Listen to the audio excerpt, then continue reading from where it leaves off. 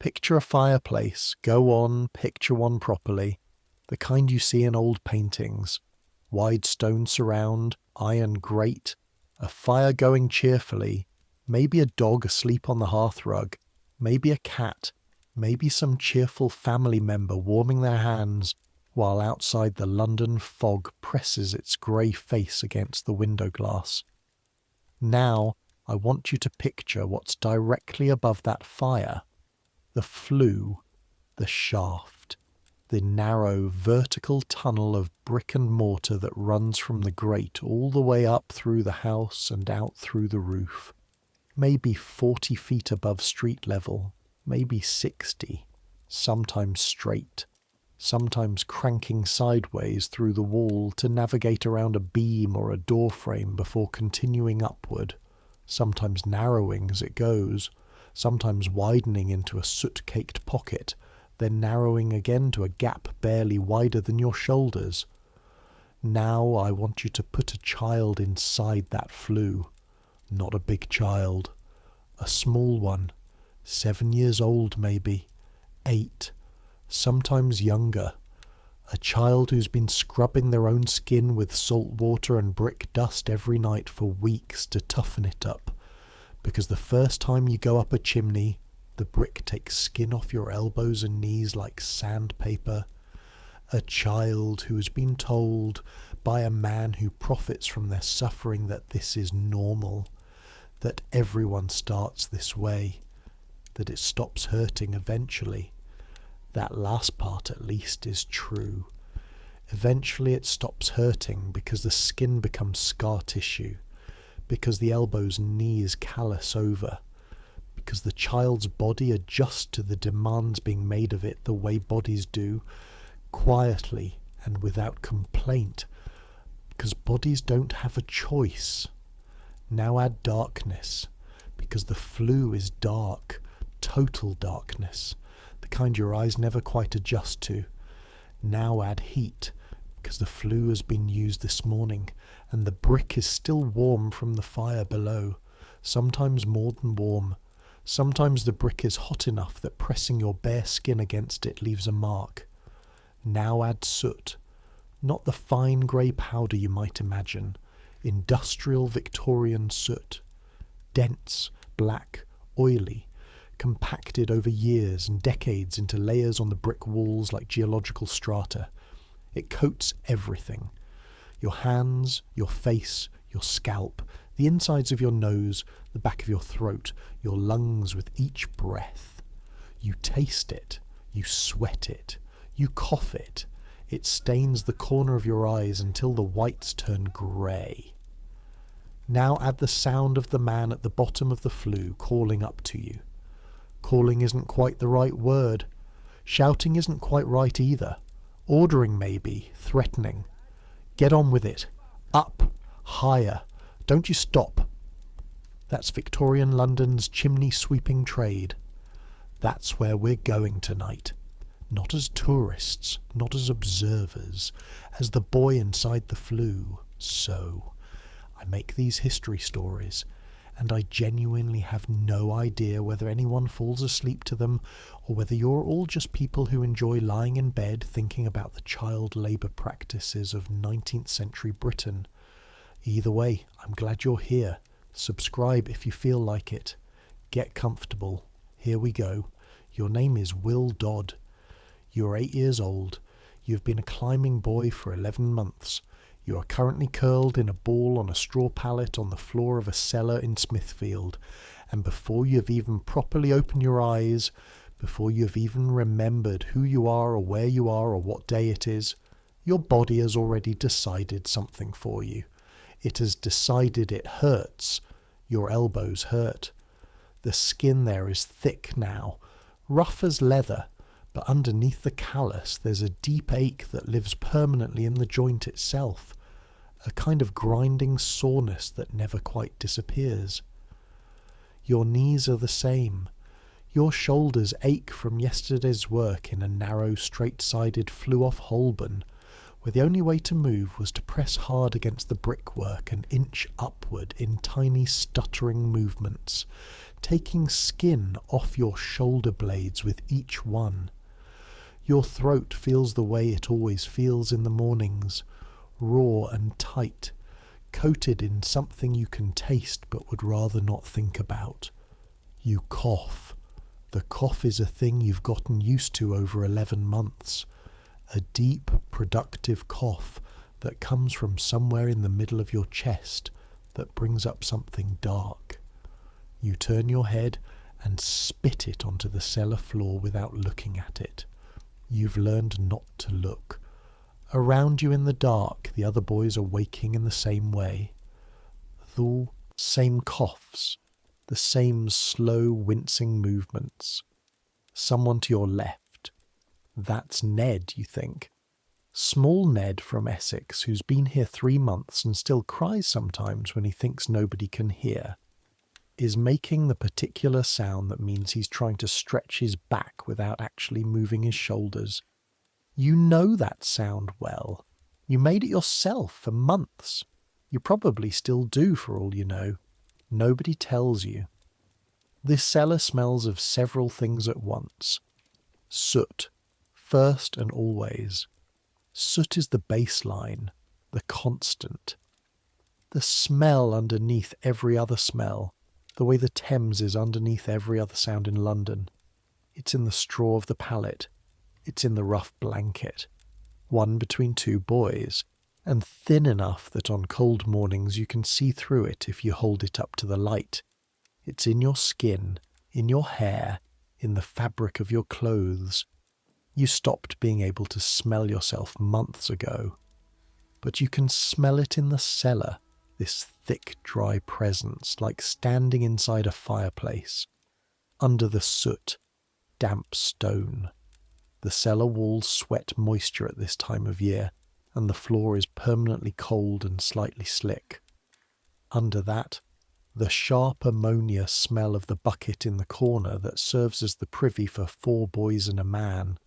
Under that, something else, something animal and close. The smell of bodies that work hard and wash infrequently and sleep in too small a space. Welcome to Smithfield, London, in the year of our Lord 1832. You've been here long enough that this is just how things smell. You can barely remember what anything else smells like.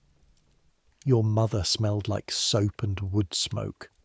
You try sometimes to bring that smell back, line on the pallet at night, and sometimes you almost can.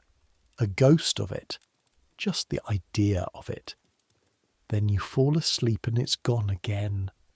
The sound that wakes you properly, not halfway, not blinking at the dark, but fully and with the particular lurch of adrenaline that comes from hearing it, is the voice of Silas Grout. He's your master. He's the man who paid the workhouse in Hackney 12 shillings for you 11 months ago. 12 shillings is what you cost.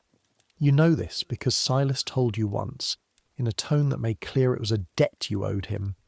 12 shillings, plus your keep, plus your training, plus the years of his experience being shared with you.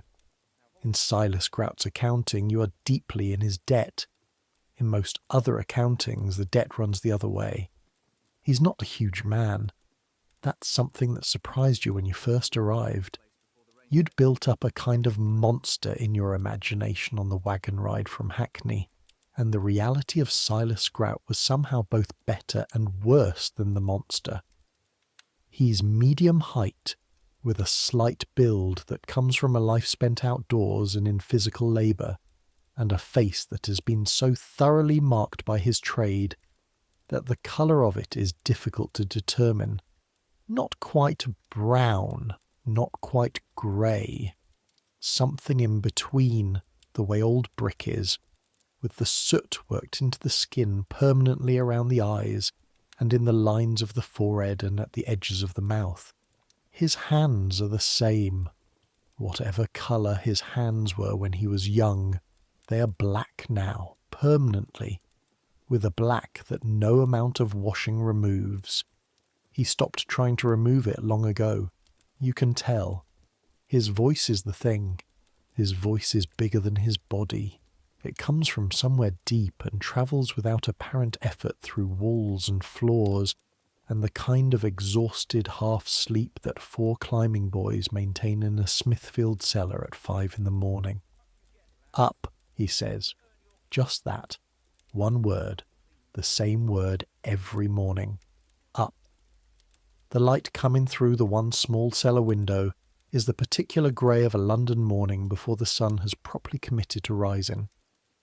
Not darkness and not daylight, but that uncertain in-between hour when the city is already awake and working but hasn't yet decided to be visible about it. You dress in the dark. Your clothes are in a pile where you left them. This is important. The rule in Silas Grout's cellar is that your working clothes stay in a pile and you sleep in your working clothes, and your working clothes are therefore always exactly where you left them. This is not a rule made for your convenience. It is a rule made so that when Silas says up, everyone is dressed and moving within 3 minutes. The clothes themselves. Your shirt is linen, or was once. It's been patched and repaired so many times that it's less a single garment than a conversation between different pieces of fabric, some darker than others, some rougher. It's stiff with dried soot in places. It smells like everything in this cellar smells. You stopped noticing months ago. Your trousers are rough wool, cut too long when they were given to you and still too long now, because you have not grown as much as you should have over 11 months. For reasons that a doctor could explain and that Silas Grout could not care less about. You roll them up. They will not stay rolled. They will come loose somewhere in the 3rd or 4th chimney and trail around your ankles. No shoes. Climbing boys don't work in shoes. Shoes get in the way of the grip.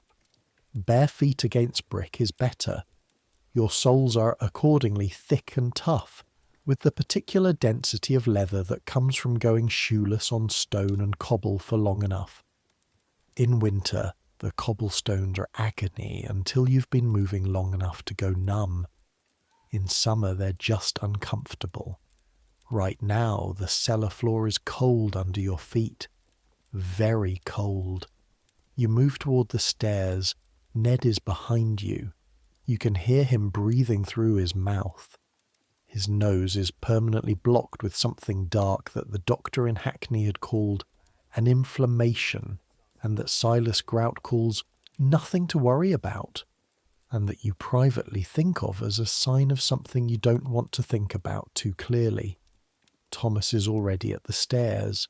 Thomas is 12, which makes him the oldest climbing boy in Silas Grout's operation, and he has the status that comes with that.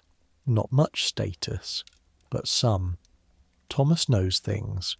Which flues are dangerous, which flues have been swept recently and will be easy, which households have cooks who will give you something to eat when the master isn't looking. In Silas Grout's world, that kind of knowledge is worth more than almost anything else. Thomas looks at you as you come up the stairs. He doesn't say anything. You have come to understand a whole language of looks.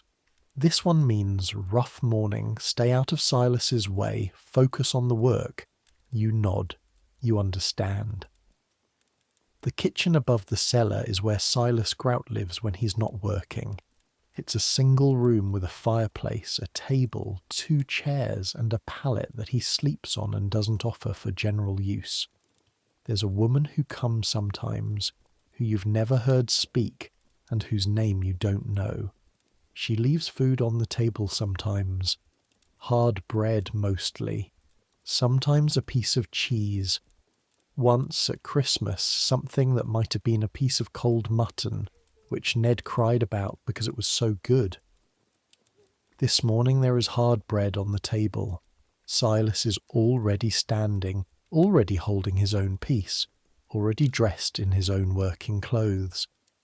Silas's working clothes are indistinguishable from your working clothes, except that his are adult-sized. The master sweep and his climbing boys are dressed the same. The only difference is the bag he carries on his shoulder, a large canvas sack, already heavy with brushes and rods, and underneath the brushes and rods the smaller sacks you'll use to collect soot as you work. Eat fast, he says. You eat fast. The bread is stale and tastes like soot, and you're grateful for it anyway, because after yesterday's work you went to sleep hollow-stomached, and the bread is something. You swallow it in 4 bites, drink water from the bucket by the door, cold, slightly brown, absolutely fine, and follow Silas and Thomas and Ned and the 4th boy, young Robert, who's only been here 6 weeks and still hasn't stopped looking at everything with wide, frightened eyes, out into the London morning. The door opens and the city breathes in your face. Smithfield in 1832 has a particular smell that is its own, separate from the general smell of London, which is itself extraordinary. Smithfield is the meat market, has been for centuries, is, at this hour of the morning, in the middle of becoming itself, the drovers arriving from the countryside with their cattle and sheep and pigs, the animals filling the market square with their noise and their particular smell, the butchers and the blood boys and the hide men and everyone else who circles the business of slaughter for a living, all already moving in the grey pre-dawn light. The cattle are the first thing. Not just the smell, though the smell is something, the thick, warm breath of hundreds of cattle mixed with the mud and the blood of yesterday's trading, mixed with the smoke from the stalls opening their fires, mixed with the dung that the overnight animals have left liberally across the square. The smell is significant, but the sound is what reaches you first.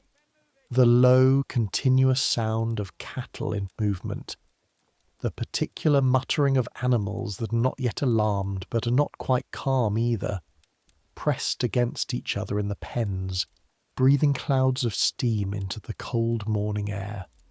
You have, over 11 months, become accustomed to this. The Smithfield market is simply the background of mornings. You walk through it the way you walk through everything in London now, with your head slightly down, your eyes tracking for obstacles, your feet finding the cleanest path between the mud and the dung and the stones. Silas walks ahead. His pace is exactly the same every morning, a steady professional stride that covers ground without appearing to hurry. You and the other boys trail behind him like ducklings. This is the order. Silas first, then Thomas, then you, then Ned, then Robert. The same every morning. People don't look at you. This is something you noticed in your first weeks, and which still, if you let yourself think about it, does something complicated in your chest. When you walk through London behind Silas Grout, the people you pass don't see you. Not really. Their eyes slide over and then away. You're part of the texture of the city, part of the background. A climbing boy is a fact of the city's mornings, like the cattle and the fog and the smell of the river at low tide. You are furniture. You are a tool. You are part of the infrastructure that keeps the infrastructure running. You are, it will turn out, not quite 8 years old, standing in the middle of the largest city in the world, and you're more invisible than if you were actually invisible. You keep walking. The streets change as you move west from Smithfield. The cattle market gives way to the broader streets of the city proper, the financial district, the counting houses and the banks and the lawyers' chambers. These streets are narrower than you might imagine. London grew before it planned itself, grew the way things grow when nothing is stopping them, buildings pressing against each other, upper stories leaning out over the streets below to capture more floor space. the gap between rooftops sometimes narrow enough that you could, if you were reckless, reach from one side to the other.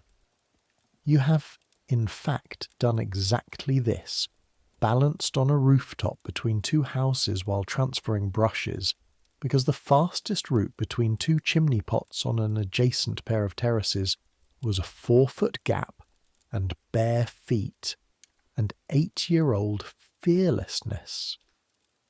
The fearlessness is something that comes and goes, actually. Mostly it goes. But there are moments, on the rooftops especially, in the early morning when the light is just catching the tops of the buildings and the city is spread out around you in all directions and the fog is lying in the hollows of the streets below. There are moments when something that might be something other than misery flickers briefly through you. Something like wonder. Something like being alive. You file it away. Wonder is not a luxury you can afford much of, but you file it away. Thomas glances back at you. His look says, "Pay attention. We're nearly there." The first house of the morning is in a street just north of Cheapside that you know by sight now. That you know the way you know your own heartbeat, reflexively, automatically, without thought. It's a merchant's house, 4 stories plus basement, built sometime in the last century from dark brick that the decades of coal smoke have turned darker still. The chimney stacks rise from the roof line, 3 of them with several pots apiece. You know these chimneys. You swept them 3 months ago. You know the main drawing room flue is wide and straight, not difficult. A beginner's chimney. You know the back bedroom flue on the 2nd floor has a sharp angle about 15 feet up, where it doglegs around a crossbeam, and that the angle is tight enough that you have to exhale all the way to get your shoulders round it. You know the kitchen flue in the basement is easy but long, and that the cook there, a large red-faced woman who smells of dripping and onions and who has, on 2 separate occasions, handed you something wrapped in cloth that turned out to be a piece of pie, will sometimes give you food if Silas isn't watching. Silas is always watching. He rings the bell at the tradesman's entrance, which is down the area steps to the left of the main door. A kitchen maid answers almost immediately. She's young, maybe 15, and she looks at Silas with the particular expression that domestic servants use for tradespeople, polite but slightly elevated, the careful maintenance of a hierarchy in which she is above them, even though in almost any other context the hierarchy would run the other way. "Master Grout," she says, "Mrs. Cooper is expecting you." "I know she is," Silas says. "I'm on time." He is, of course. Silas Grout is always on time. The arrangement between master sweeps and households in 1832 is a precise and long practice choreography. The householders, or more accurately the householders' housekeepers, because the actual family is generally asleep and unaware at 5 in the morning, have organised the relevant rooms. The furniture nearest the fireplace has been moved back and covered with sheets. The carpets, if there are carpets, have been rolled back from the hearth. A sheet of dampened cloth has been pinned across the fireplace opening to contain the worst of the soot fall. There's sometimes a newspaper laid on the hearthstone. These preparations are made by the housemaid, who wakes early for the purpose, who will also be responsible for cleaning up afterward, who will spend the rest of the morning with a cloth over her face, trying to get the soot off surfaces that soot has drifted onto, despite all precautions, because soot always drifts, always finds gaps, always settles on things it shouldn't. She will not, under any circumstances, wake the family. That is the arrangement. The sweeps arrive before the household wakes. The work is done in the quiet grey morning, in the dark rooms before the fires are laid. By the time the family comes downstairs in their dressing gowns to warm themselves by the fire, Everything is clean and ready, and the climbing boys who made it so are already 2 streets away on the next job. The family never sees you. This is the point. This is the entire point. Your invisibility is not incidental to the service being rendered. It is the service being rendered. You are the hidden engine of domestic comfort. You are the reason the fires draw cleanly and the heat rises, and the dining room stays warm and the nursery doesn't fill with smoke.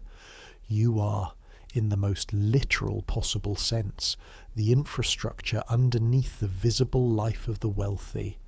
You're 8 years old and you already understand this, the way you understand it not as an idea but as a physical fact in your elbows and your knees and the back of your throat. The drawing room chimney first.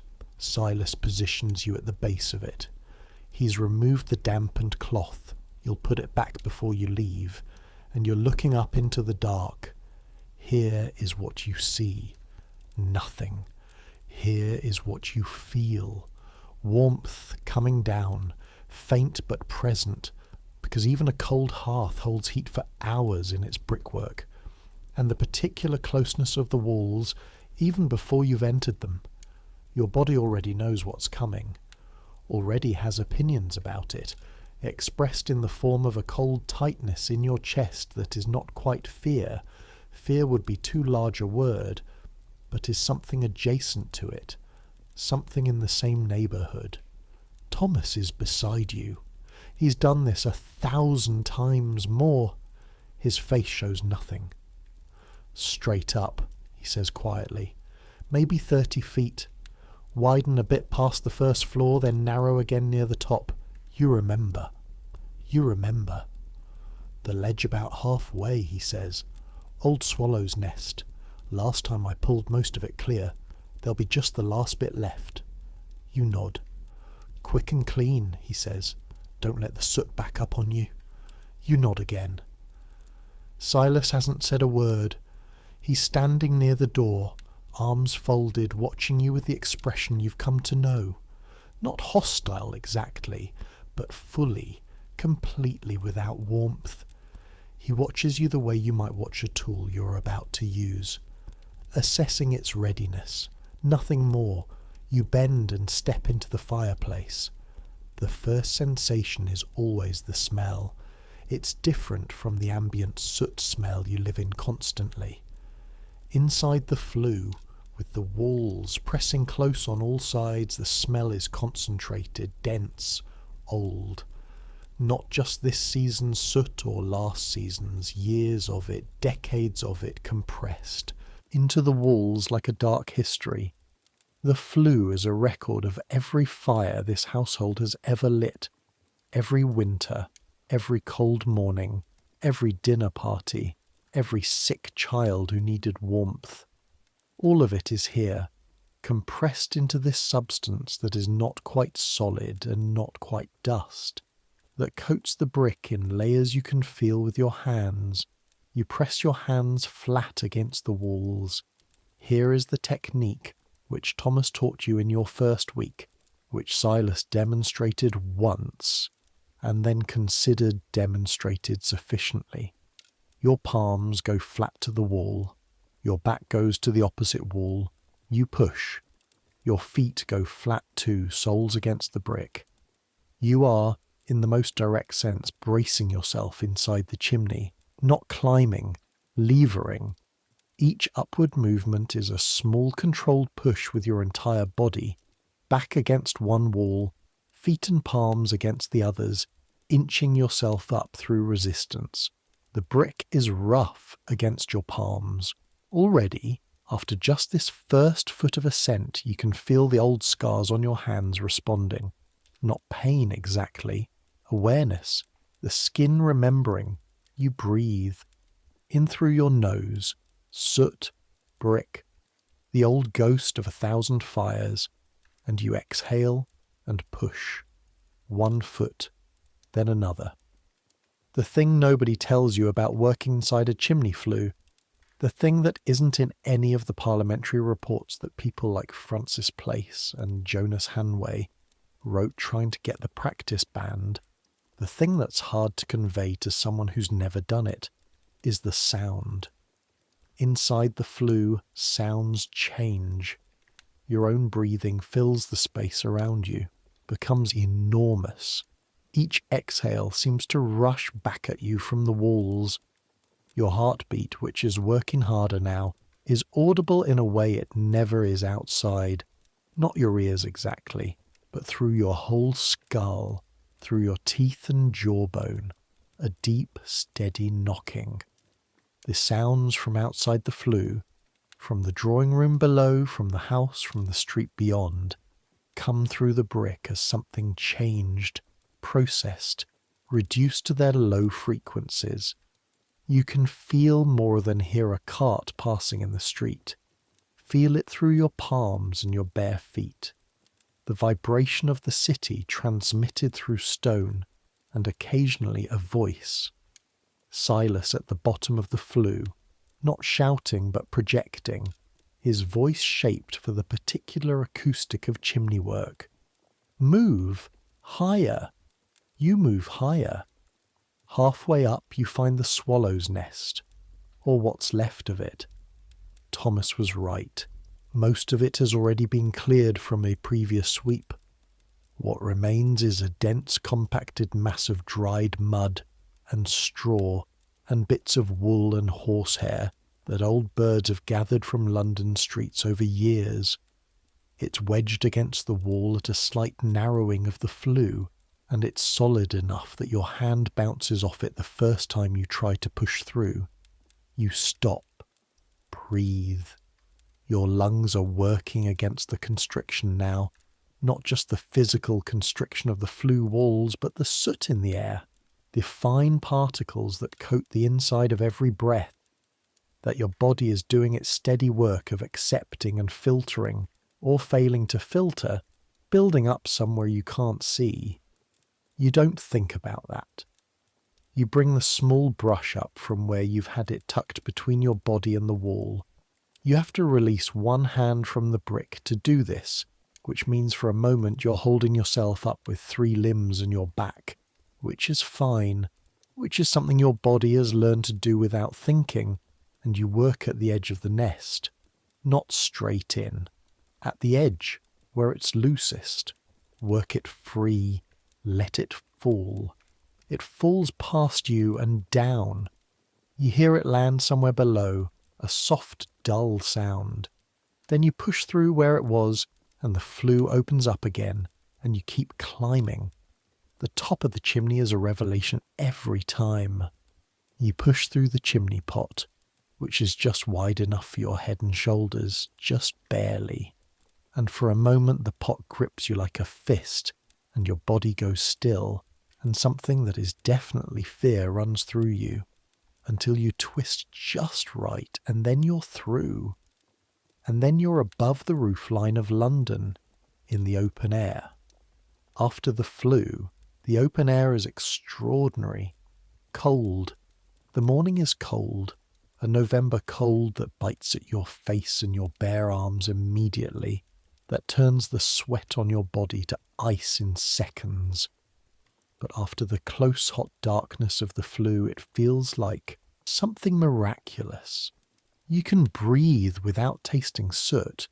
You can actually see, in the growing light, the world around you, and this is London from above, not from a church tower or a hill or any elevated vantage point that anyone has arranged for you, from a chimney pot on a 4-storey merchant's house just north of Cheapside. Not high by any grand standard, maybe 50 feet above the street, but enough. Enough to see the roofline of the city running in every direction, the chimney stacks rising from it like a strange forest.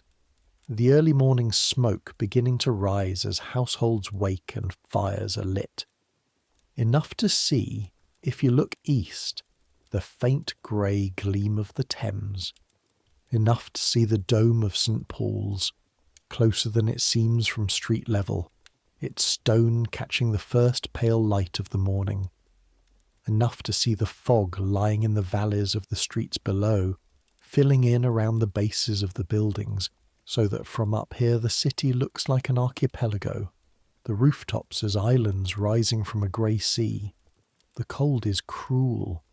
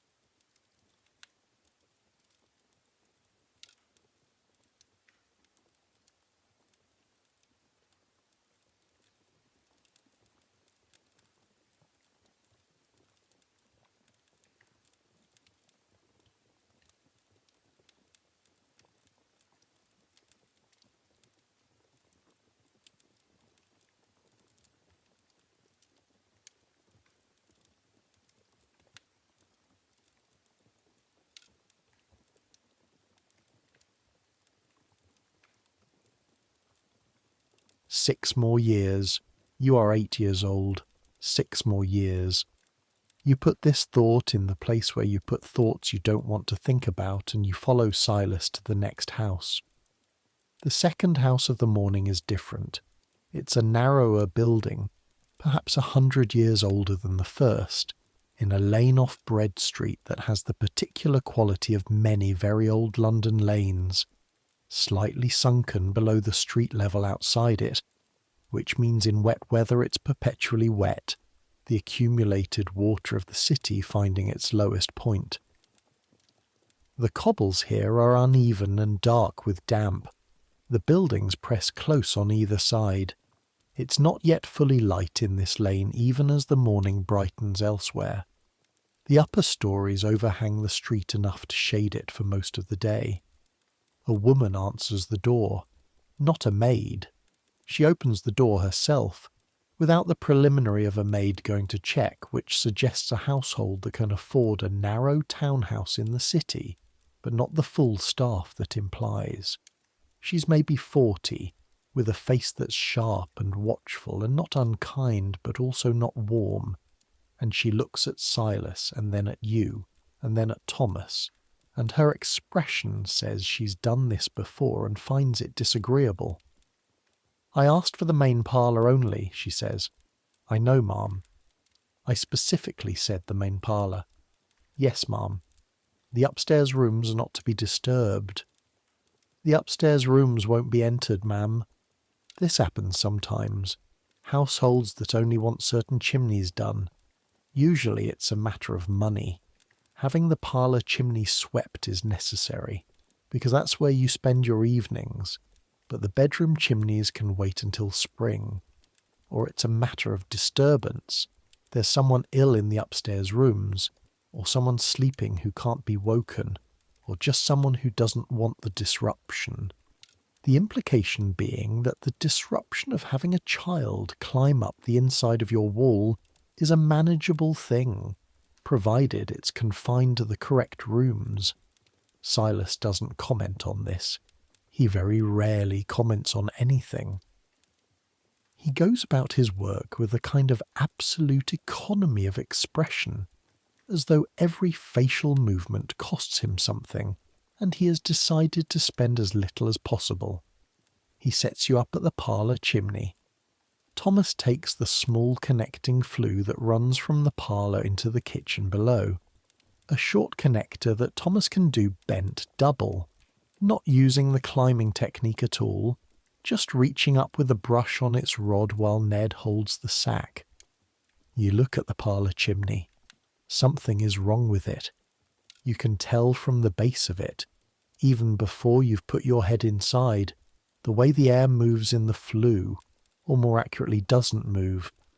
A properly drawing chimney has a current even when cold, a gentle pull of air upward. This chimney has nothing. Still air. Sometimes that means a blockage. Sometimes it means the flue angles back on itself somewhere above, trapping the draw. You put your head in and look up. Nothing visible, just the dark. You tap the wall with your knuckle.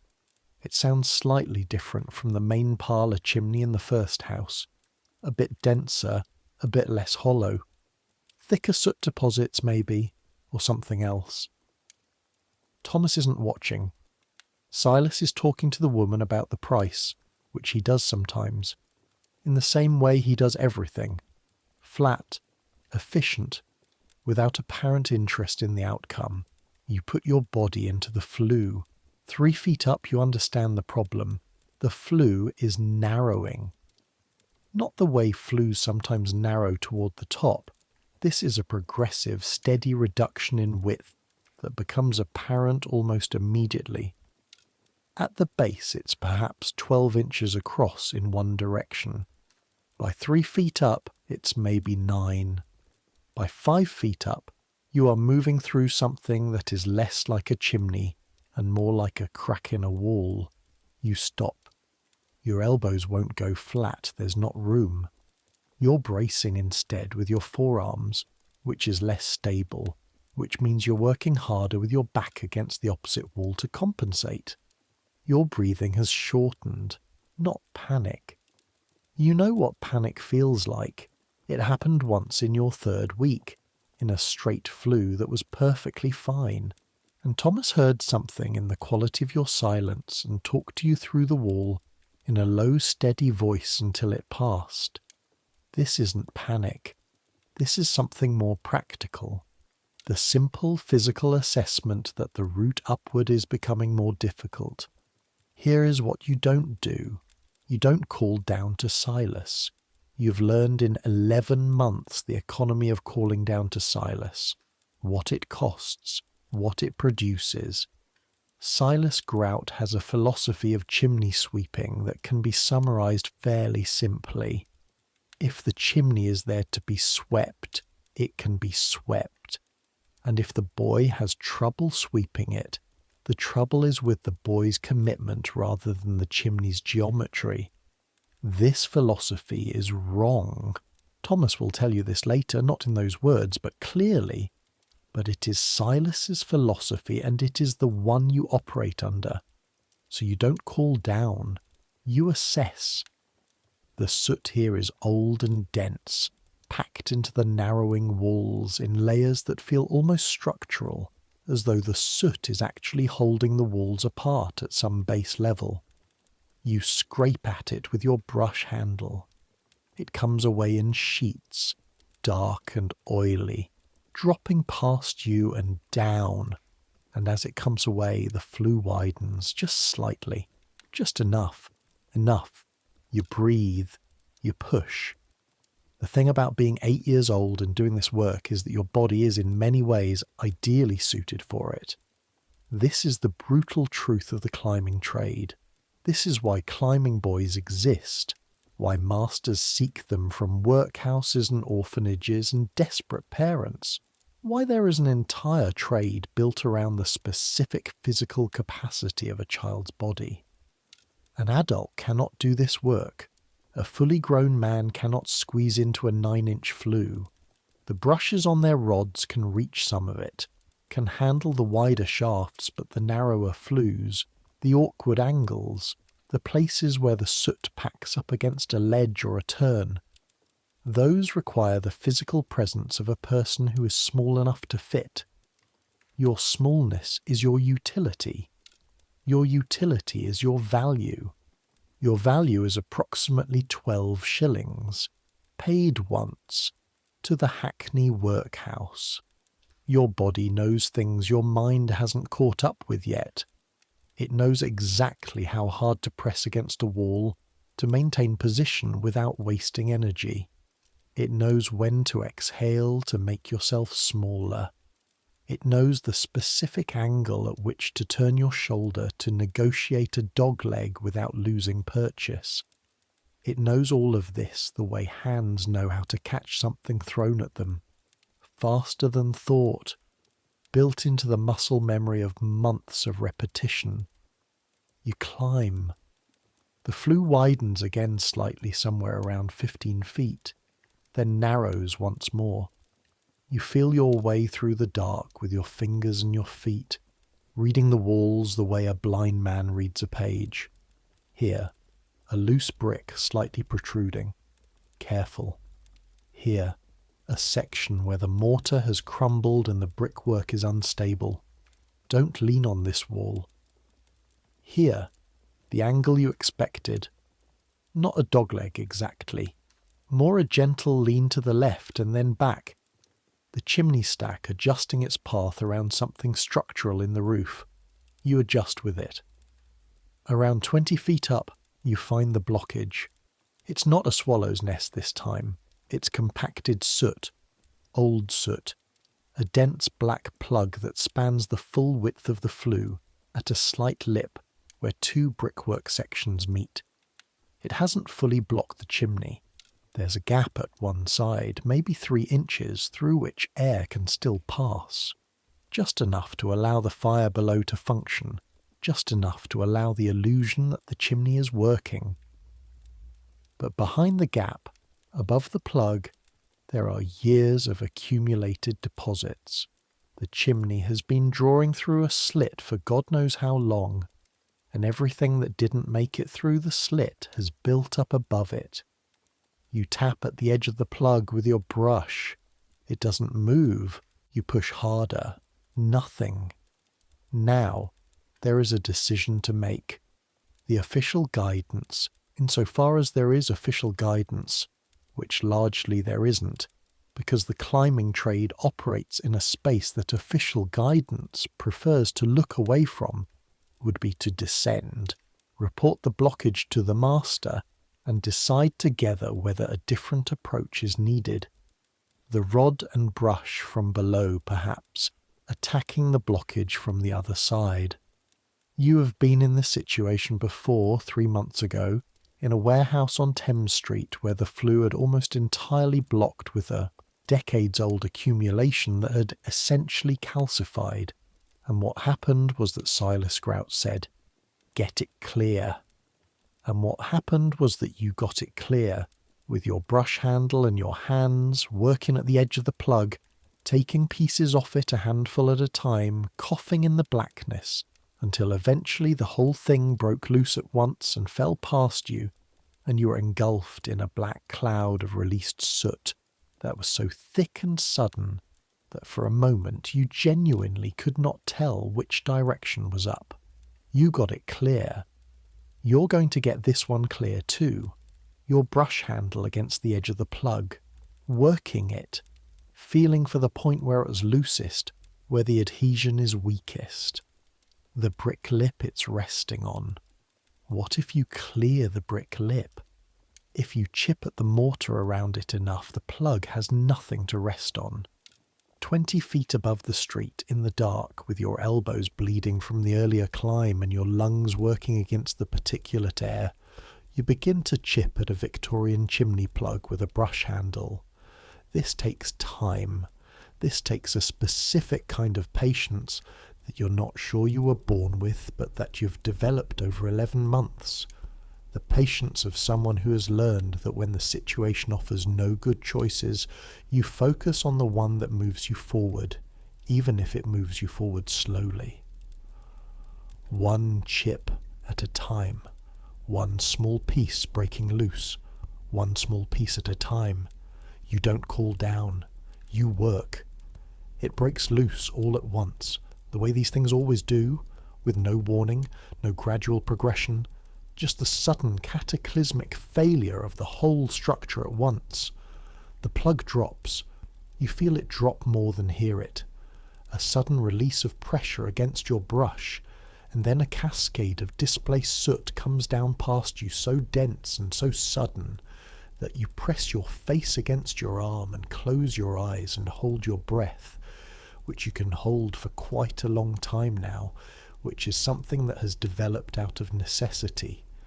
The cascade passes. You open your eyes, still dark. But the dark is slightly different now.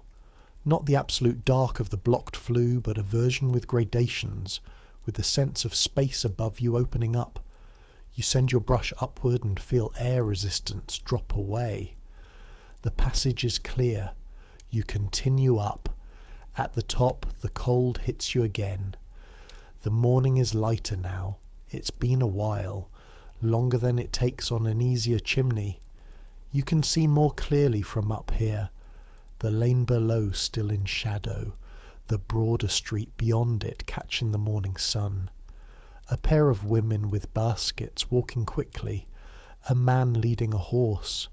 The ordinary beginning of an ordinary London morning. Your hands are shaking slightly. This is just the cold, you tell yourself. You begin the descent. When you come back down, Silas Grout looks at the soot on your face, which is to say, at the extraordinary quantity of soot on your face, even by your usual standards, and something passes across his expression. Not concern. You want to be honest about this. Not concern exactly, but something adjacent to it. Something that registers your condition in a way that is slightly more attentive than his usual assessment. He looks at you for 2 seconds longer than usual. Then, "How bad was it?" "Blocked," you say. "About 20 feet up. I cleared it." "Did you fall?" "No." A pause. He looks at you once more. "Clean up," he says. "We have 3 more houses." This is, in the context of Silas Groot's vocabulary of acknowledgement, something close to an expression of relief. You wipe your face with your sleeve. The sleeve is not clean, so this achieves relatively little, but it's the gesture. Thomas is looking at you.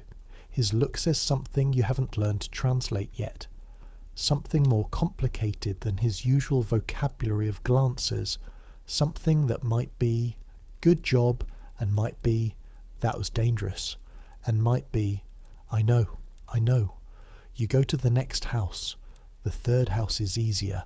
Wide flue, recently swept by someone, probably last spring, with clear passage all the way up and a pot that opens generously at the top, and you're up and back down in 15 minutes with a half-full sack of soot, and no incidents, and at the top you stand for 30 seconds instead of 10 because you've earned it, because something in your body is asking for the cold air and the open sky, and you give it 30 seconds and then you come back down.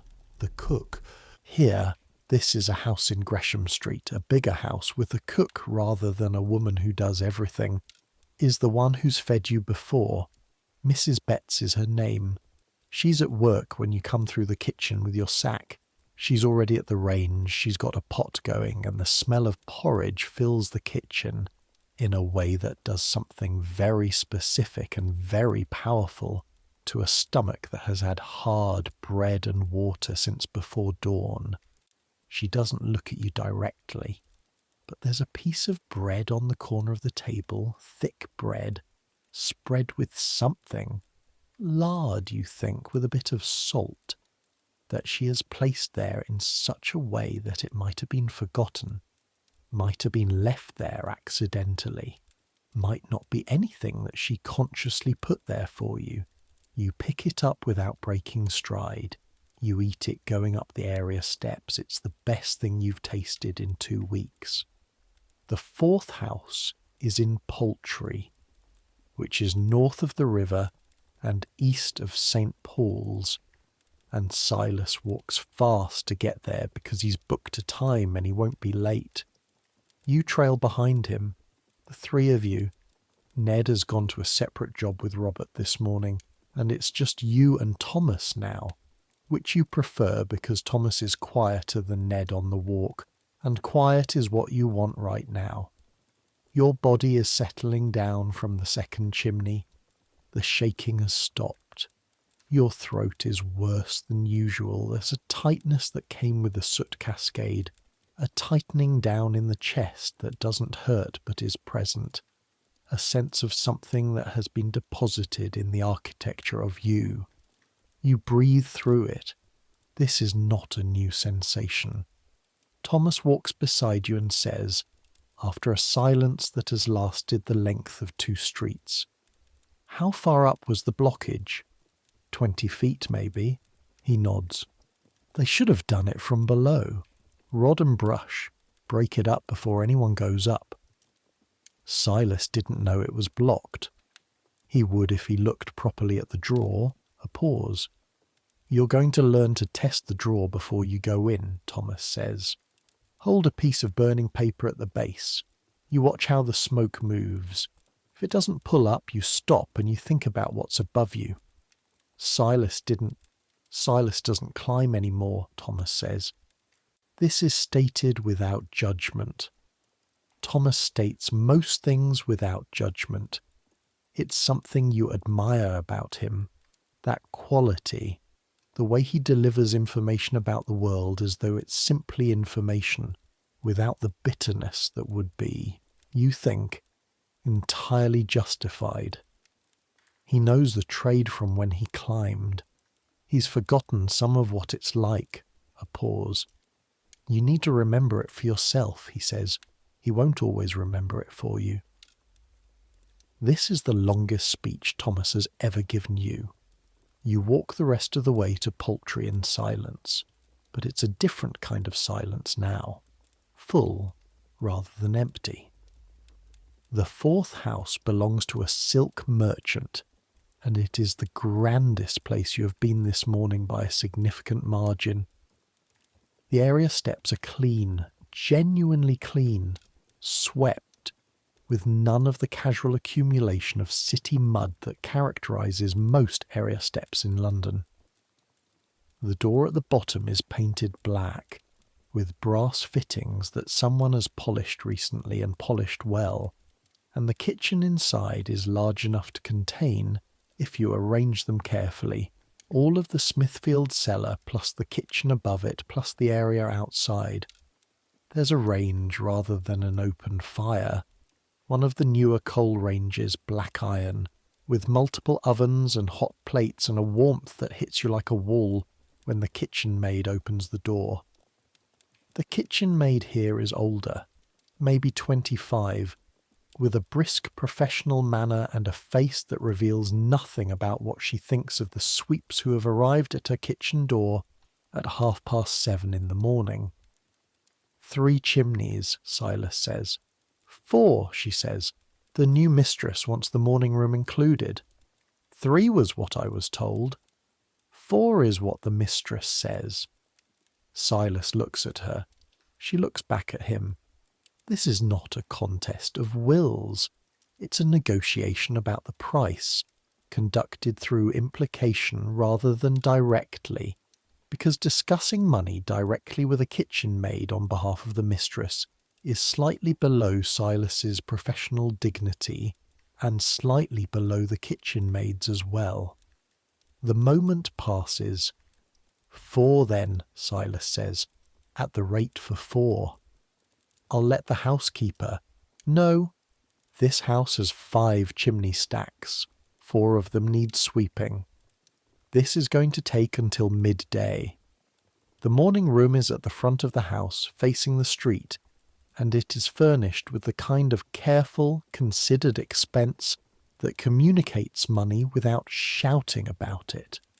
The wallpaper is deep blue, William Morris, possibly, or one of his contemporaries, a pattern of leaves and flowers that seems deliberate in its refusal to be showy. The furniture is good mahogany. There's a writing desk by the window with papers on it, and a small bookcase and a settee that is the colour of autumn leaves, and above the fireplace, a mirror in a gilt frame that throws your reflection back at you as you set up at the hearth. You try not to look at the reflection. You know what you look like right now. You are black from the morning's work, black in the way that goes beyond dirty, a blackness that is complete and uniform, and that covers not just the visible surfaces of your skin, but the deep lines of it, the creases of your knuckles, the inside of your ears, the lids of your eyes. Your hair, which is brown naturally, you remember this, is black. Your clothes are black. Your face is black except for the white of your eyes and the pale pink of your lips. You look, in the gilt mirror, like something not quite human, like a negative image of a person, like the shape a person leaves when they're absent. The silk merchant's household does not see you as anything other than a function being performed. The mirror sees something else. You look away. You go up the chimney. This flue is well maintained. You can tell within seconds. The brick is clean relative to the others this morning.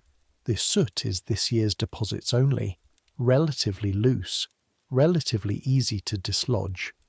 Someone has swept this recently. Within the year, probably. The household invests in its maintenance, which means the sweep is quick and relatively clean. You're at the top in 6 minutes, and from here, the morning room chimney being at the front of the house, on the side facing south, you can see down into the street properly, the full view of Poultry in the middle morning. The street is busy now in a way that Smithfield at dawn was busy differently. This is commercial busyness. Carriages moving with purpose, men in tall hats walking quickly between purposes, the particular energy of the City of London conducting its business. There's a coffee house on the opposite side of the street. You can see its sign from here, with men moving in and out of it continuously, pausing on the step to exchange a few words, continuing on. Down the street, the gold weather vane on the Royal Exchange is just visible above the rooftops, turning slightly in the morning breeze. You stay at the top longer than you should. Something about this morning, about the blocked chimney and the cascade of soot and the particular way your chest feels now, something is making you reluctant to go back down. Not fearful, not unwilling, just slow to leave the open air. A pigeon lands on the opposite chimney pot and looks at you with the absolute indifference of a pigeon that has been landing on chimney pots in the city of London for its entire life and has formed no opinions about the children it finds there. You look back at it. Boy! Silas's voice from below, not a shout but unmistakable. Are you sleeping up there? You begin the descent. The third chimney of this house is a bedroom chimney on the second floor, and this is where it gets complicated. Not complicated in the way the second house was complicated in a different way, in the way that involves a sound you weren't expecting, a cough from the other side of the bedroom wall, followed by the sound of movement, followed by your heart does something. The sound of the bedroom door opening. Someone is in the house. Someone who isn't supposed to be there, or at least wasn't supposed to be awake yet, or was supposed to be in the morning room and is instead in the bedroom, and you're currently halfway up their bedroom chimney and have been making, you now realise, quite a lot of noise. Not shouting noise, not dramatic noise, but the scraping sound of a brush on brick, the dull thud of dislodged soot falling past you, down the flue, the small sounds of a body moving through a confined space. You go completely still. Inside a chimney, the instinct to freeze when something unexpected happens is powerful and almost entirely physical. Your body simply stops, pressed against the wall, suspended 20 feet above the hearth, while your mind catches up.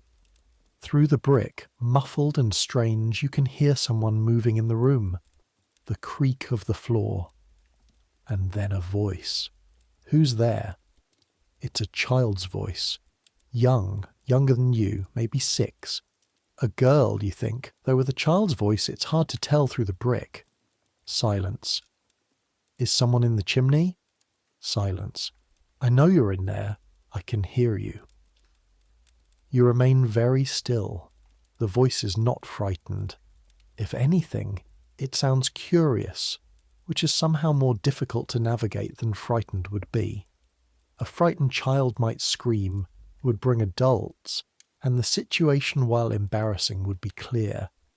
This child sounds as though she has discovered something interesting and would like more information about it. We have the chimneys swept today, she says, apparently reasoning through it.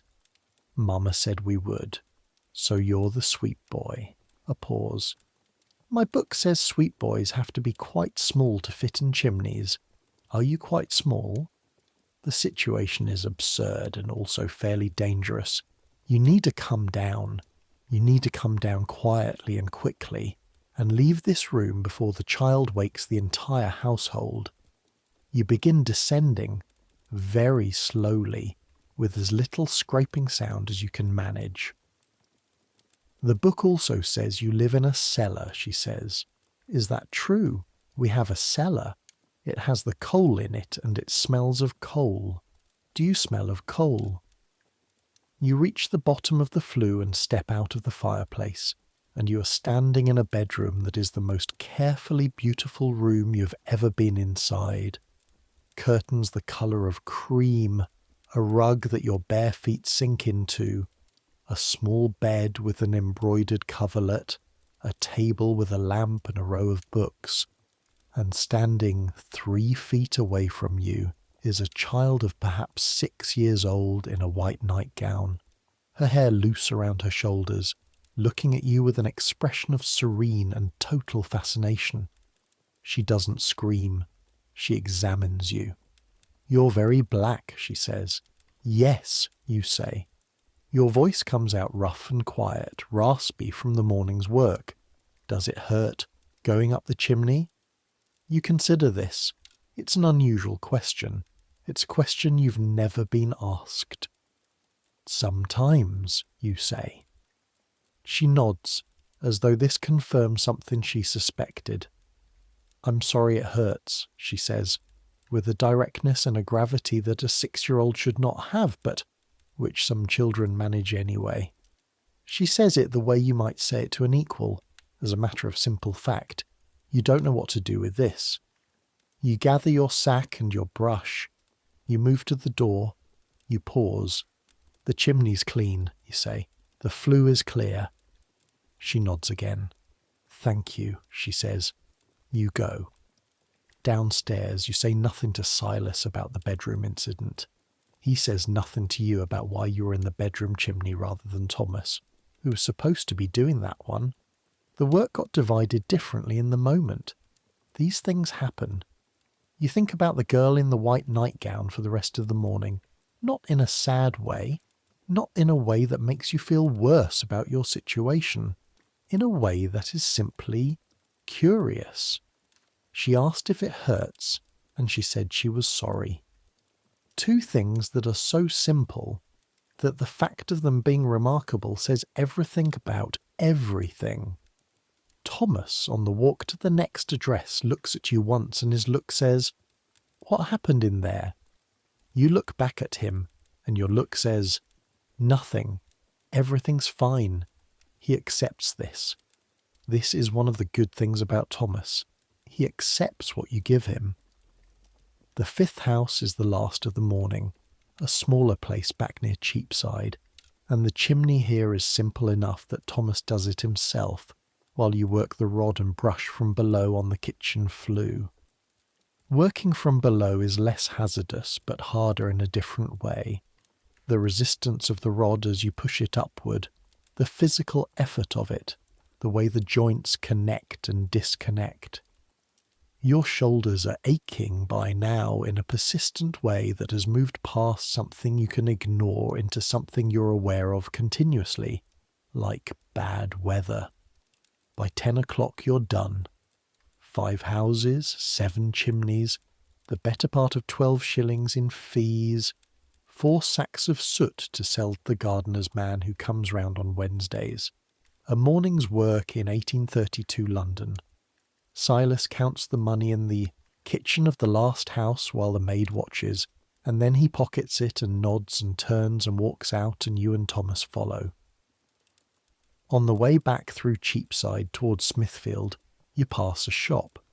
Not an unusual shop, a bookseller, one of the dozens that crowd this part of the city with books and pamphlets stacked in the window. One of the pamphlets is facing outward, and its title is readable from the street, and you read it. You can read, the workhouse taught you that much, and you stop walking. A practical treatise on the employment of climbing boys with arguments for its abolition. Thomas has gone ahead. Silas is already at the corner. You stand in front of the bookseller's window for perhaps 10 seconds, and read the title again, and then read the partial text visible through the glass, which is something about the age of children employed and the diseases endemic to the trade and the physical damage sustained. You know about Pott's disease, Thomas told you. Cancer, eventually, of the scrotum, from the soot that you carry in your skin. Most climbing boys, if they don't die of something else first, get it when they're older. The physicians call it chimney sweep's cancer. It's specific enough to have its own name. The pamphlet says this should be illegal. There have been laws about this. Thomas told you about those too. There was a law in 1788 that said masters could not take boys under 8 years old. Silas took you at 7, told the workhouse you were 8, wrote it in the indenture with complete confidence that nobody would check. Nobody checked. There was a law in 1817 that said a master sweep had to be licensed by his parish. Silas Grout has been licensed by his parish since 1821. His parish knows he has 4 climbing boys in a Smithfield cellar. His parish has no particular thoughts about this. The law has been passed. The law has not done much else. You've heard from Thomas, who has somehow maintained an awareness of the world beyond the cellar and the chimneys, who reads the newspapers when he finds them left in waiting rooms and hallways, that there are people who care about this. People who write pamphlets and give speeches and petition Parliament. The climbing boys have advocates. The advocates have been advocating for 40 years. You're still in a Smithfield cellar. Will? Thomas's voice, not loud. He's come back for you. You turn away from the window. Sorry. Silas is waiting. I know. You walk. Thomas walks beside you. I saw, he says. I know. A pause. There's a new act being pushed through, he says. Someone told me. Would ban masters from taking boys under 10. Does Silas know? Silas knows everything that affects his business. He'll find a workaround. Will it help? The law? Thomas thinks about this for a moment. Seriously, like he thinks about most things. Maybe, he says. Eventually. These things take time. A pause. More time than seems fair. You walk the rest of the way in silence. More time than seems fair. You file this alongside everything else. Midday, and back at the Smithfield cellar. Ned and Robert are already there when you arrive. Ned is sitting against the cellar wall with his knees pulled up to his chest, eating bread, and his face is grey under the soot in a way that is not just exhaustion. He's been working the small flues in a terrace on Aldersgate Street. Small Victorian terraces, built in the last decade, with chimney stacks that were designed by architects who never had to clean them, with dimensions that seem calibrated specifically to the maximum of human inconvenience. Ned, at 7 years old and small for his age, is the one who goes up these. He always comes out looking like this. Robert is 8 weeks in now. Not 6. 8. He's stopped crying at everything. He still looks at things with those wide eyes, but the terror behind the eyes has started to calcify into something else. Not quite acceptance, not quite resignation, but something like the beginning of both. The beginning of the long process of becoming someone this work is done to. You sit down. Silas brings bread and a piece of hard cheese and water. The division is exact. 1 piece of bread per boy, 1 shared piece of cheese, water from the bucket. This is lunch. This is the midday meal of a climbing boy in 1832.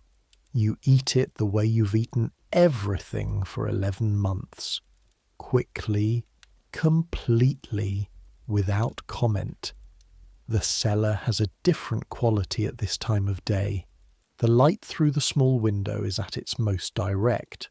The sun high enough to actually get through the gap between the buildings and hit the glass, and it illuminates the cellar in a way that is, objectively speaking, not flattering to it.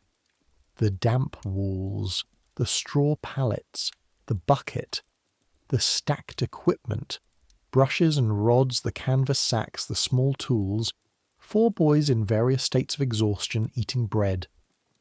Thomas has his eyes closed, but he's not sleeping. He does this sometimes, a kind of withdrawal behind closed eyes, not sleep but the closest thing available to quiet. Ned is looking at the floor. Robert is looking at you. How many today? Robert asks. 7 chimneys, you say. He nods. He's done 4.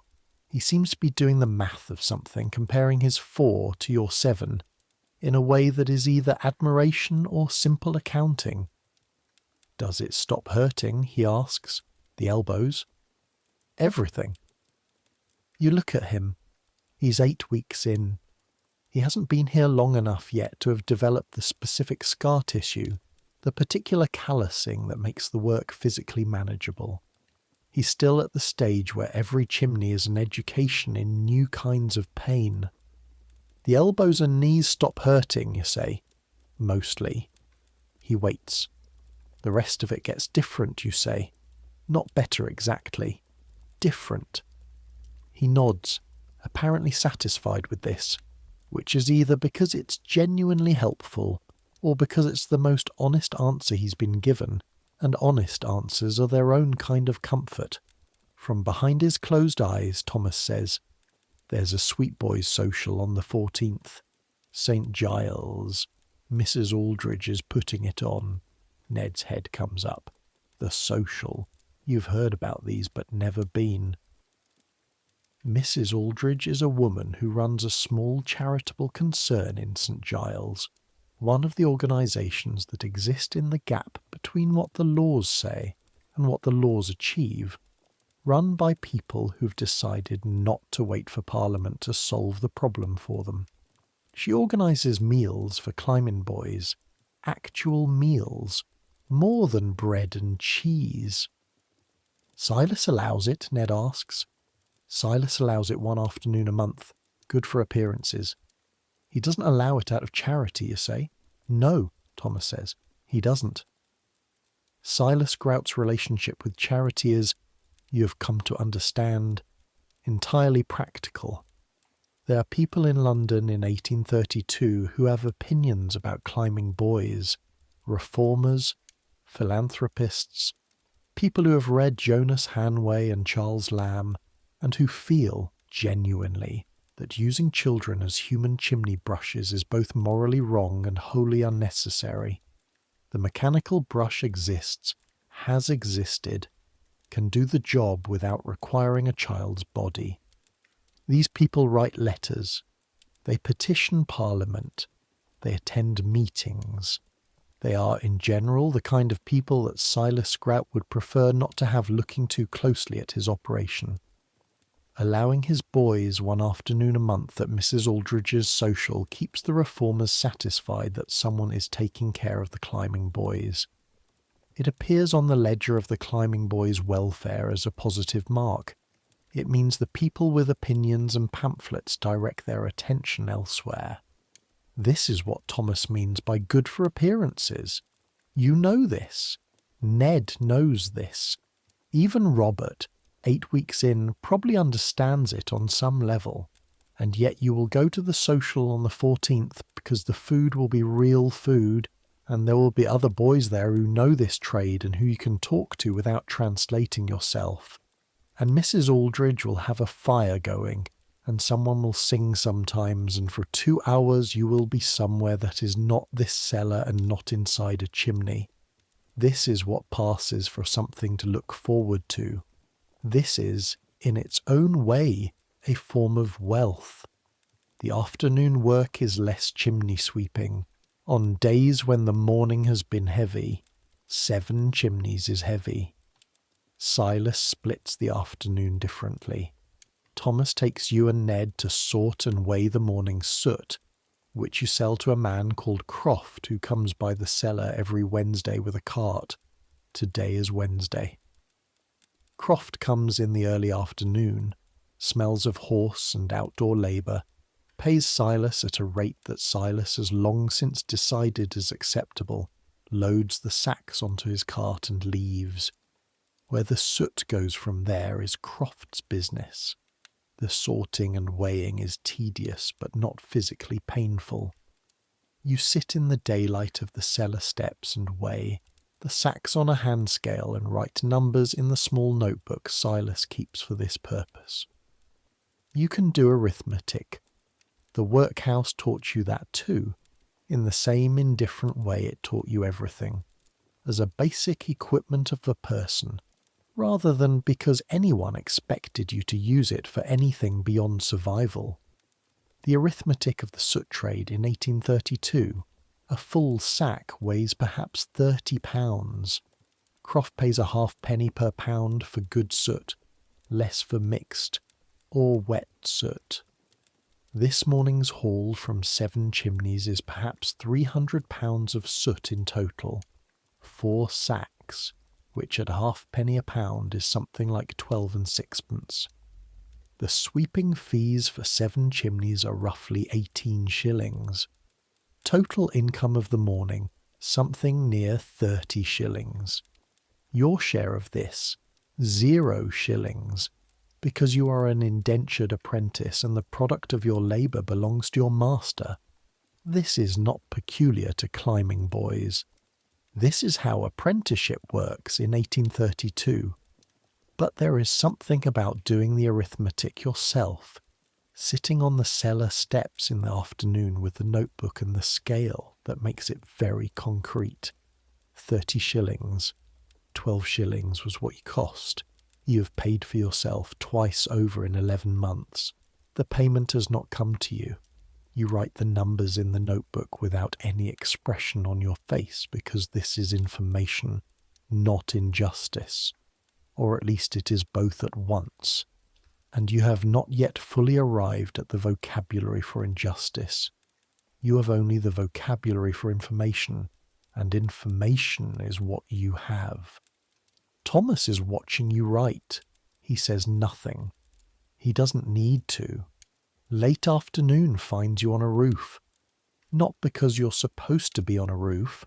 The afternoon's formal work is done. But Silas has sent you to check the condition of the pots on the Smithfield cellar's own chimney stack, which is starting to draw badly, which he wants assessed before winter sets in properly, and this involves climbing to the roof via a ladder kept in the backyard, which involves standing on the roof, which involves a view. The Smithfield cellar is a low building, 2 stories plus the cellar itself, but the buildings around it are taller, and the alley it backs onto opens to the south, and from the roof you can see across the market and south toward the river, and, if the light is right and the coal smoke permits, which today it almost does, you can see, just, the grey gleam of the Thames. You stand on the roof with the wind cutting across you. The market is winding down for the day. The cattle have been sold and slaughtered or driven to pens elsewhere. The vendors are packing up their stalls. The blood boys are washing the stones in the central market with water from the pump. Great rushing streams of pink and grey running between the cobbles toward the drains. The sound of the market, which is never precisely quiet but which has registers from the full roar of the morning to the diminishing afternoon, has settled into something lower and more intermittent. Voices, the occasional animal, the persistent universal percussion of a city that never fully stops. London at 4 in the afternoon in November. The light has the quality it gets at this time of year and this time of day. Horizontal, golden, cutting through the coal smoke in shafts that illuminate particles in the air. The chimney stacks around you are backlit. The pigeons on the market roof opposite glow at their edges. The stacked tin roof of a warehouse to your right turns copper. You've been in this city for 11 months. You came from Hackney, which is London too, which is not the country, but which is nothing like this. Nothing like the compacted, layered, stacked, impossible density of the old city, where the streets are medieval and the buildings press so close that you can hear the conversations in adjacent houses if the windows are open. You've been in this city for 11 months and you still don't understand it. You're not sure anyone understands it. The woman in the silk house, in her morning room with the blue wallpaper, the girl in the white nightgown who said, "I'm sorry, it hurts," with the directness of a judge. Silas counting his coins in the corner, Thomas on his straw pallet with his eyes closed somewhere behind them, Mrs. Aldridge organising food for children who clean the chimneys that keep the city warm, Croft with his cart and his soot and his halfpence per pound, the people in the coffee house opposite who'll be there now reading their papers, discussing the price of silk and the news from the colonies, and whether Parliament will pass the Reform Act and what it means if they do. All of them are London. You are London too, even you, 8 years old, black with soot, standing on a low roof checking chimney pots in the last of the November light. You are a piece of the machinery. A piece that the machinery would rather not have to look at directly, but a piece nonetheless. Without you, the drawing rooms are cold. Without you, the fires smoke and the houses fill. Without you, the city's fires don't draw. You're not nothing. The wind cuts harder. You check the pots. 2 of them have minor damage. A cracked flaunching on one, a loose pot on another. Nothing that needs immediate work but worth reporting to Silas. And you climb back down the ladder. Supper at the Smithfield cellar is bread again, tonight, with dripping poured on from a tin that Silas produces from somewhere, and a piece of hard cheese and small beer, weak ale, really, safer than the water in many parts of the city, easier to get hold of, something that everyone in London drinks as a matter of course, including the children. The 4 boys eat in the kitchen, sitting on the floor because there are not enough chairs, which is most evenings. Silas eats at the table. This is not cruelty exactly. It's hierarchy, expressed in seating arrangements, in the way that everything in 1832 London is expressed through hierarchy, because hierarchy is the primary language of the city, the primary organising principle of everything you see. Who sits at the table? Who eats first?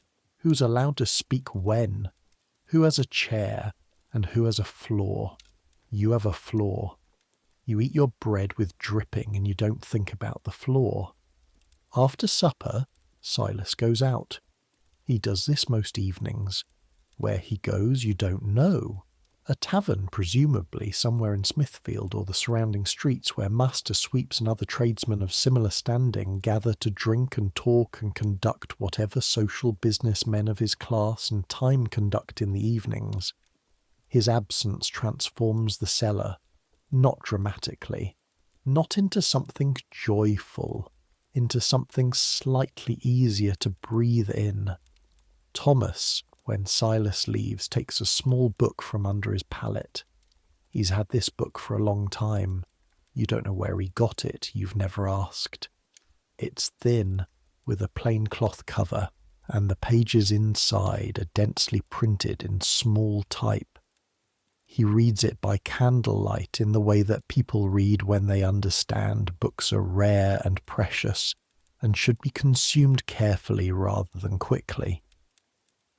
You sit beside him, not looking at the book. He's not said you can, and watch the candle. Ned has fallen asleep almost immediately, which is something Ned does with a consistency that you've come to rely on. Whatever else is wrong with Ned, the blocked nose, the grey exhaustion that seems to be always underneath everything, he sleeps deeply and without apparent effort, which is its own kind of luck. Robert's awake.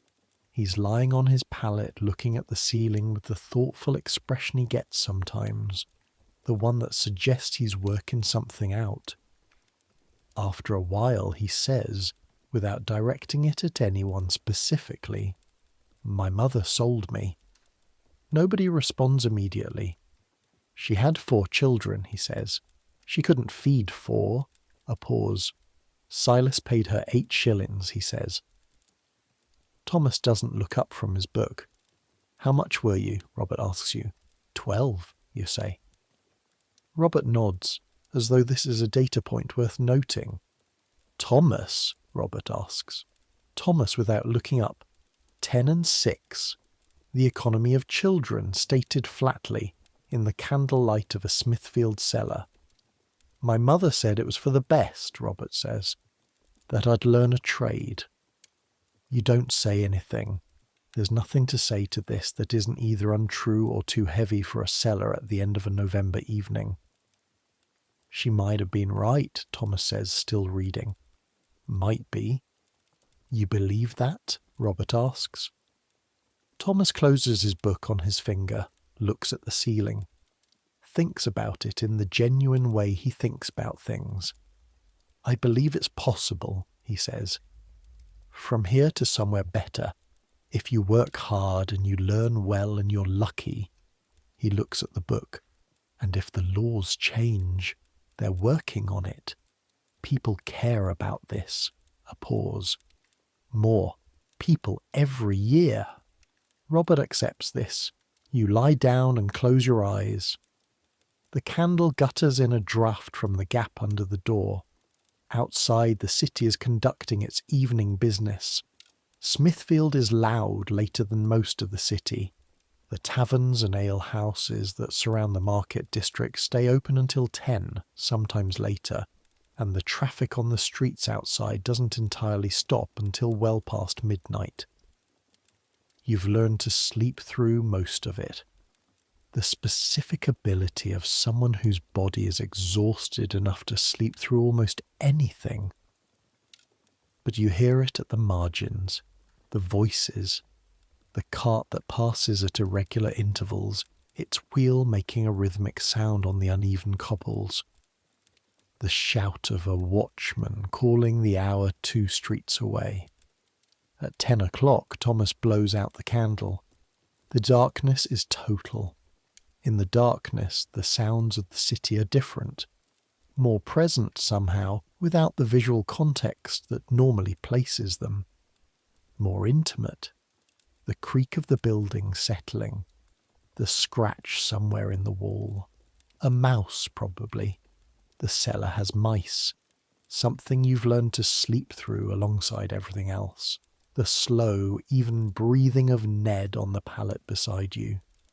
You're tired in the specific way you're tired on days when the work has been hard, and also when something else has happened, something cognitive, something that has required thinking rather than just doing. The girl in the white nightgown, the pamphlet in the bookseller's window, Robert's accounting of his price, these things sit in you in the dark, not heavily. You don't have the vocabulary yet for them to sit heavily. But they're there. Here is what you know about your life right now at 8 years old, lying on a straw pallet in Smithfield in 1832. You know the inside of chimneys the way most people know the insides of rooms. You know brick by texture. You know the smell of soot the way you know the smell of your own skin. They're the same smell. You know the difference between a drawing chimney and a blocked one. You know which houses on which streets have been swept recently and which haven't. You know the architecture of the city from the inside of its walls. You know the weight of a brush rod in your hands. You know the specific ache that comes from pressing elbows against brick for 3 hours. You know the sound your own chest makes when you've been in a bad flue. You know Thomas's language of glances.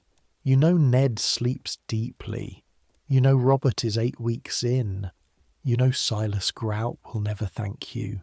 You know Mrs. Aldridge will have hot food on the 14th. You know that somewhere, in a house on Poultry, there is a girl in a white nightgown who said, "I'm sorry it hurts," and meant it. These are the things you know. Thomas is already asleep.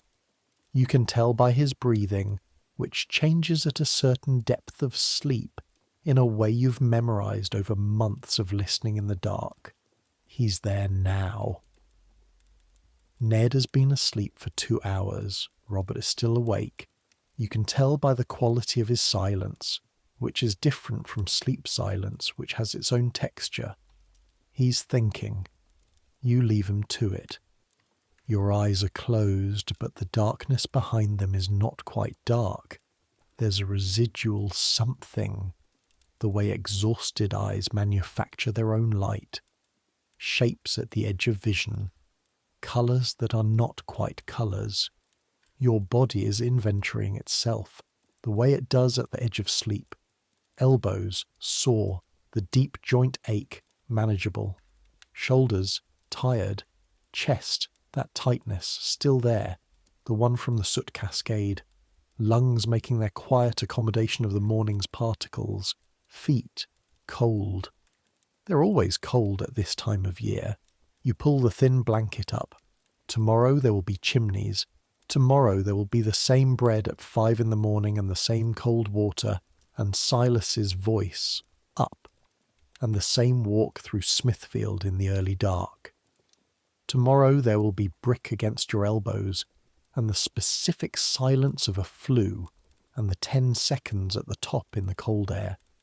But tonight, for now, there is just this. The darkness. The sound of the city, muffled by brick and distance, settling toward midnight. The breathing of 3 other boys in the same small space. You have survived another day. This is the base unit of your life right now. 1 day at a time, survived. It is not a small thing. It is in fact the most necessary thing. Each day survived is the precondition of the next, and the next, and the one after that, until Thomas's law changes and something is different, or until you're 14 and your indenture runs out and you're a free person, or until something else entirely happens that you can't predict from here. You don't know which of these it will be. You know it will be one of them. You close your eyes properly. The city outside never fully goes quiet. There's always something. A voice, a wheel, a door. The distant river that you can't hear, but that you know is there, that runs through everything this city does. 500,000 people, give or take, pressing their lives up against each other in this same extraordinary pile of stone and commerce and ambition and misery and beauty. They're all still out there. The silk merchant in his counting house calculating tomorrow's prices. The kitchen maid in the house on poultry, washing the last dishes before she can sleep. The watermen on the river, coming in from a night passage. The link boys in the streets with their torches. The gin drinkers in the low cellars. The reformers who write pamphlets. The philanthropists. The lawyers. The members of Parliament who've been considering the condition of climbing boys for 40 years and have passed 3 laws that have achieved between them something slightly short of nothing.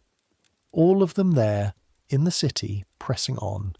And you, Will Dodd, age 8, apprentice climbing boy, currently black from head to toe with the soot of 7 chimneys, lying on a straw pallet with a thin blanket and 3 other boys, doing his level best to go to sleep before tomorrow starts. You've been in this city for 11 months. In 11 more months things will have shifted. Small things. You'll know more streets. You'll know more flues. You'll be able to read a chimney from the outside before you've gone up it. The shape of the stack, the condition of the pots, the way the smoke moves on a cold day. These are things Thomas knows and that he will have taught you by then in his quiet economic way. In 5 years you might be where Thomas is now, the senior boy, the one who knows the things. In 6 years you'll be 14. 14. Free, technically. Free to be what exactly is unclear from here, unclear from a straw pallet in 1832, with cold feet and sore elbows and the morning coming in a few hours. But free. You don't think too hard about 14. 6 years is very long from here. You think instead about the 10 seconds at the top of the chimney, the view across the rooftops, the dome of St. Paul's catching the first light, the pigeons rising, the sound of the wind, which is clean up there, or as clean as London wind ever is, which is not very clean but cleaner than the flue, cleaner than the cellar, cleaner than everything you breathe down here. Those 10 seconds are yours. Silas can't take those 10 seconds. Whatever other arithmetic applies to your life, 12 shillings, 10 shillings, 6 years, 40 years of laws that change nothing. Those 10 seconds are yours. That's enough to sleep on. Sleep is coming now. You can feel it. The way it always comes when you stop fighting it. Not a wall you walk into, but a current you give yourself to. You've been exhausted all day. Your body has been waiting for this.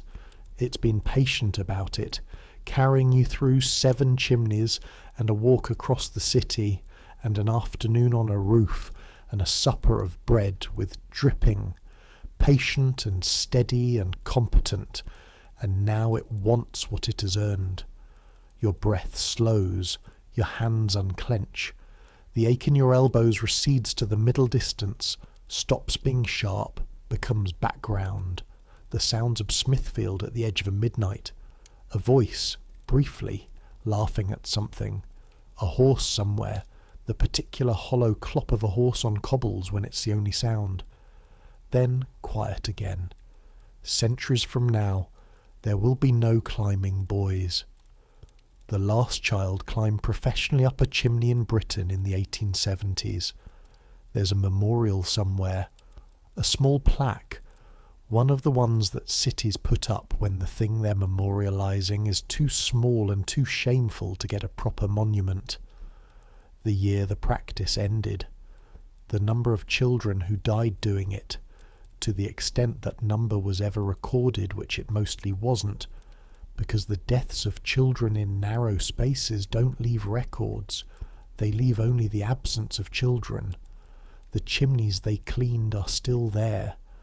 The flues run up through Victorian buildings that still stand in London, that have been converted to apartments and offices and restaurants, and the brickwork inside them still carries, in the deepest layers, the deposits of 150 years of coal fires. And underneath those, faint and old and utterly unchanged, the compressed black record of the work that was done here, the soot stays. But the children are gone, eventually, long after you, after Thomas, after Ned, after Robert, long after all of you have become adults, become old, become absent from the record. The laws will change in ways that actually hold. People will keep writing the pamphlets and attending the meetings and petitioning Parliament, and eventually Parliament will listen in the way that parliaments do, which is slowly and incompletely and with decades of delay, but eventually, enough eventually. The buildings you climb are still there, the London you know, this cramped, dark, stinking, extraordinary city with its coal smoke and its market cattle and its silk merchants and its philosophers and its gin shops and its link boys. This city will change beyond recognition. The fog will be gone. The open sewers will be gone. The street children will be gone. The poverty won't be gone, not entirely, but it will look different. Children won't clean chimneys anymore. Instead, children will grow up in this same city and never know what was done in the dark spaces inside its walls. They'll light the gas fire or the electric heater and sit in front of it in their warm rooms and never think about what it cost to make warmth available. Never think about the work that happened in the infrastructure. Never think about the hands that made it all possible. This is how it should be. This is better. But you are here now, in the actual dark of the actual 1832, and there are people right now who are writing about you, who care about you, who are pushing on the laws that will eventually change things. Jonas Hanway, who wrote about climbing boys, has been dead for 50 years, but the people who read him are still writing. Charles Dickens, who is 20 years old right now and working as a journalist in London and filing away everything he sees for use later, will write about children like you, children who do invisible work in the service of visible comfort, and people will read him. The change is coming. It won't come in time for your elbows, but it's coming. Sleep now. The morning is coming. 5 o'clock, the bells from St. Bartholomew's that you can hear from the cellar, the voice of Silas Grout, the cold water in the basin. The morning is coming, and there is nothing to be done about it except to be as rested as possible when it arrives. You're warm enough in the thin blanket, fed enough in the bread and dripping way that is not enough but is something. You have 3 people near you in the dark who know what this work is. You have Thomas and his book and his quiet, steady competence. You have 10 seconds at the top of each chimney, yours and yours alone. That's not nothing. That's not small. You're 8 years old, and you are tough, and you are learning, and you are here, in this extraordinary, terrible city, in the middle of a history that is happening around you and through you and to you, and you don't have the language for all of it yet, and you don't need it yet. You just need to sleep. Let it come. Let sleep come the way it always does when you stop working against it. The current, the warmth, the slow retreat of the city's sounds to somewhere they matter less. Let your breathing find its slow rhythm. Let the elbows stop their accounting. Let the soot in your lungs just be what it is, just the price of the day, the evidence of the work, something to deal with when you're awake. Let the girl in the white nightgown be a mystery you carry without solving. Let Thomas read his book behind closed eyes. Let Ned sleep the deep, clean, impenetrable sleep of someone who has found the one good thing his body is reliably able to do. Let Robert think his thoughts. He'll sleep eventually. They always do, eventually. And let you, Will Dodd, age 8, apprentice to Silas Grout of Smithfield, climbing boy, survivor of 7 chimneys on a November Wednesday in 1832, let you sleep. You've earned this rest. Every scraped elbow, every soot-caked breath, every second of darkness in every flue, it has purchased this, the particular deep rest of a body that has worked completely and honestly and with everything it has. Take it. The church bell somewhere will ring 5 o'clock in 7 hours, and then it all starts again. But that is then. This is now. The darkness is warm behind your eyes. The city breathes outside. You breathe with it. Down and down and down. Good night.